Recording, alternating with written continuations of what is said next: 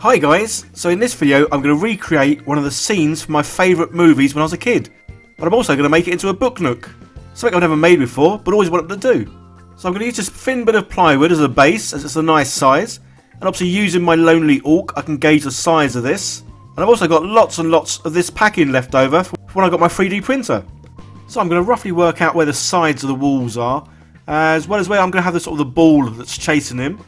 And yeah, so I'm going to get now gluing down these styrofoam stuff. I haven't really glued it much, but I'm going to just use normal PVA glue, as I think obviously the hot glue gun would melt this stuff. And the super glue, well, I'm not too sure if that'll stick it or not. Plus, it's quite expensive using that. So yeah, we use the PVA glue. The only problem that I don't like about this stuff is it can take a long time to dry. And sometimes I can get impatient. I like things to be done straight away so I can carry on working on them. So this is generally why I kind of have several projects on the go, because obviously while this is drying I can then get on with something else. So I'm just marking like the slope on these bits, as obviously this is where the ball is supposedly going to sort of like roll down. Yeah, I probably could have actually have marked this all out, cut these down before gluing them on, but hey ho, sometimes we do things the wrong way round, but that doesn't really matter. And my poor lonely orc hasn't got a clue what's going on here really. So yeah, I'll just trim a few bits out of the back. I say the ball's going to sit on that centre bit and roll down. And yes, I'm just going to mark out some side bits. Again, I probably could have done this all a lot easier if I'd kind of thought more about it. But sometimes I like to just crack on, get straight in, and basically I like to make things up as I go along a bit. Plus, I knew I was going to be covering the whole of the inside of this stuff with grout. So obviously this stuff is great, it covers up loads of areas. But yeah, unfortunately I've not got a lot of grout left, so I'm not going to get a lot done with this one, so I'm going to have to pop out and basically get some more. And there we go, 15 minutes later, a nice brand new pot, which I love opening these up, because I say that this stuff I use this all over the place really. It's so great for filling in gaps, giving texture for terrain, and yeah, and obviously mixing in paint to make great rust effects. So it's just a case of covering the whole of the inside with this stuff. I probably should get a better tool to use. Obviously this little coffee stirrer is quite thin.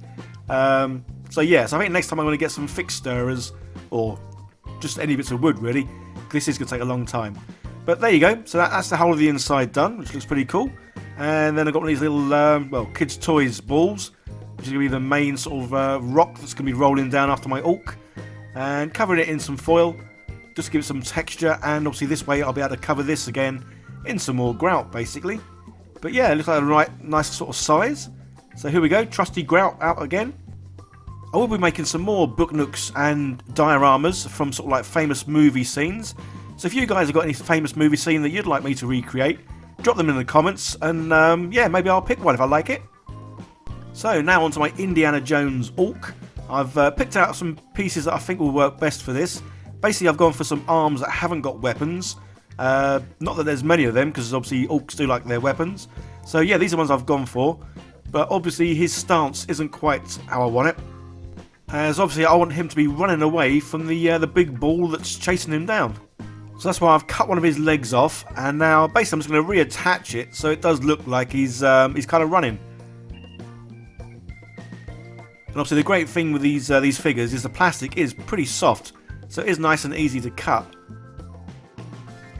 And then it's just a case of gluing the rest of him together, but again I want him in such a pose that he's looking like he is sort of looking over his shoulder. And then obviously in his right arm he's going to be holding on to the little golden thing that he's just stolen. So again I'm just going to change the angle of the arm, just so it looks like he's pulling it more into his chest, rather than obviously having a long straight arm. And there we go, I'm pretty pleased with his running stance that he's got going on here. Yeah, he can almost be a rugby player here. So I'm going to make some pieces to go with him, and I'm going to use the green stuff for that. As basically I want him to be holding on to the golden idol, and I also obviously want to make him a hat, and I want to give him a whip as well. So I'll be making all those bits using this green stuff basically. So this stuff's fairly easy to use, although what I should have done was wet my fingers, just because they won't stick to you as much. And probably the same with the tools that I used to actually sort of try and craft this little hat. I probably should have dipped these in water as well, as I've been watching lots of other people who build things or make things with green stuff, and they say the best way to do it is to keep your fingers wet and the tools wet, just so the green stuff doesn't stick to you basically, because this stuff is sticky. It's almost as bad as the ooey gooey sprooey stuff, to be honest. So a few minutes later and I've got one hat and one little stolen golden idol. So yeah, I'm pretty pleased with how they come out. Obviously there's not too much detail in them, but yeah, no, they'll do for what I want. And I'll do the same sort of thing to make the whip that he's going to be holding. So just a couple of things left to do in the cave, and one of them is to have some stalagmites and stalactites. And again, for this I'm just going to get some silver foil, just as this is a great little packing thing. And then I'm going to cover this in some good old grout. And yeah, and just position these where they kind of need to go, really. It's a bit messy trying to do this one, because obviously the grout doesn't want to stick too well to the foil. It seems to want to stick more to my fingers. But yeah, there we go. So it doesn't look too bad. But now obviously that all needs to dry before I can obviously go on and do any more. So while it's doing that, I've got my my orc little chap obviously all ready now. He's primed and ready to be painted. So again, we're using the good old contrast paints. Plus with the orcs, I seem to definitely prefer the lighter coloured orcs as opposed to like the real dark green ones. So yeah, so I'm just sticking with some more contrast paint from Citadel, as I really do like this colour. So I'm going to keep the painting quite simple here. Obviously if there was rust here, then I'd go to town and do lots and lots of stuff to it. But obviously as it's not rusty, which is a shame because I do like painting rust, I'm just going to do sort of pretty much block colours really. So it'll only be his skin that'll have the sort of like the contrast paints in it and the texture and that. But yeah, no, it'll come out pretty good. So there we go. The grout has now all set. Basically, I had to leave it overnight, even though the grout does say it's a 5 minute setting time. Yeah, I think they lied. So yeah, I'm pretty pleased with how it's come out now. One last thing to do before I paint it. And that's basically along the side, I'm just going to put these bits of string, as they'll look like bits of vine sort of coming down. And then once that was all done, then I primed it, but for some reason I primed it in red. I'm not too sure why, because obviously I was then going to go over and paint everything grey. So I thought, well, that was a bit silly. So I then went and changed it and I primed it all in grey. So I think the string must have reacted with the paint spray as it kind of sprayed out a bit. Which, to be honest, looks pretty good because it looks like the vines really have sort of come alive. So yeah, just going to paint them sort of brownish. But then once that's all done, I'm going to go over the whole thing with a black wash, just so it ties it all in together, makes it look a bit more dark and dingier. I'm going to do my usual thing. I'm going to plaster it with a black wash, but then go over with a cloth and sort of like dab it here and there, just to remove some of the black wash, just so it doesn't obviously look well, like I painted it black basically. So I'm pretty pleased with how that's looking, and then there's one last thing to do to this, just to make it look a bit more like they are rocks, and that's to basically do some dry brushing with a bit of white, just to catch the highlights on these rocks, and to make a few of them sort of stand out, and yeah, basically just gives a good effect and makes it look a bit more like stone. Okay, roll VT and show those glamour shots.